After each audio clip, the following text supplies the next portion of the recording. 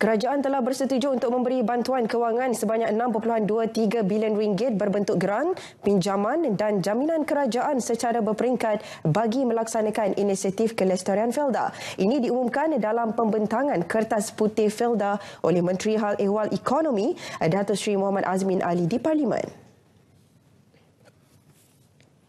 Untuk tujuan pembiayaan pinjaman sara hidup dan pendahuluan hasil.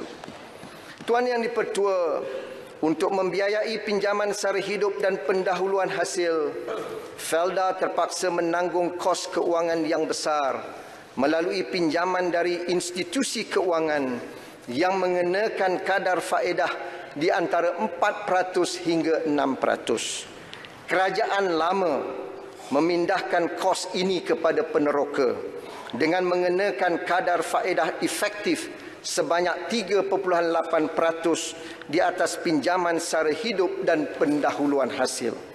Kerajaan baru, Kerajaan Pakatan Harapan, telah berjanji untuk menghapuskan hutang tidak wajar bagi meringankan bebanan keuangan peneroka.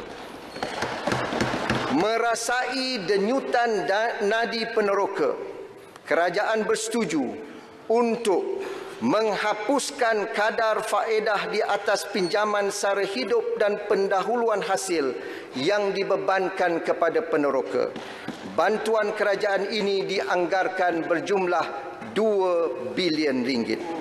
Antara inisiatif lain yang dibentang, Felda akan memperkenalkan model baharu pengurusan tanah peneroka melalui sewaan tanah untuk satu tempoh jangka panjang yang munasabah. Selain itu, demi meningkatkan pendapatan melalui aktiviti pertanian dan ternakan yang menggunakan teknologi baharu, kerajaan memperuntukkan sejumlah 1 bilion ringgit bagi peneroka untuk tempoh 4 tahun. Aliran tunai Felda berada pada tahap kritikal. Ketika mendedahkan perkara itu, Menteri Hal Ehwal Ekonomi Datuk Seri Muhammad Azmin berkata, situasi Felda menjadi serius dan parah akibat corporate malfeasance atau kedurjanaan urus tadbir korporat dan salah guna kuasa dalam kerajaan terdahulu.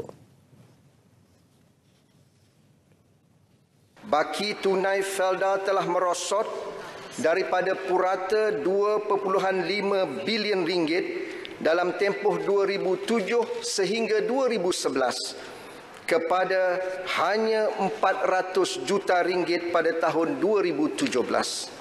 Kedudukan baki tunai terus menjunam sehingga 35 juta ringgit sahaja pada 9 Mei 2018. Kekangan aliran tunai ini telah menyebabkan Felda tidak mampu menampung perbelanjaan operasi, kos penanaman semula dan bantuan serta pinjaman untuk peneroka.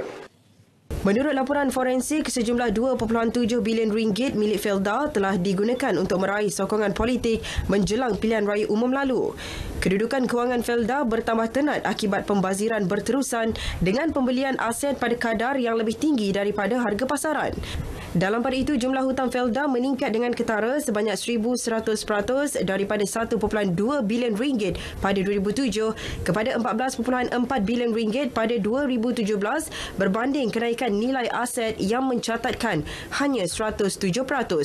Manakala keuntungan Felda jatuh sebanyak 590% dalam tempoh yang sama.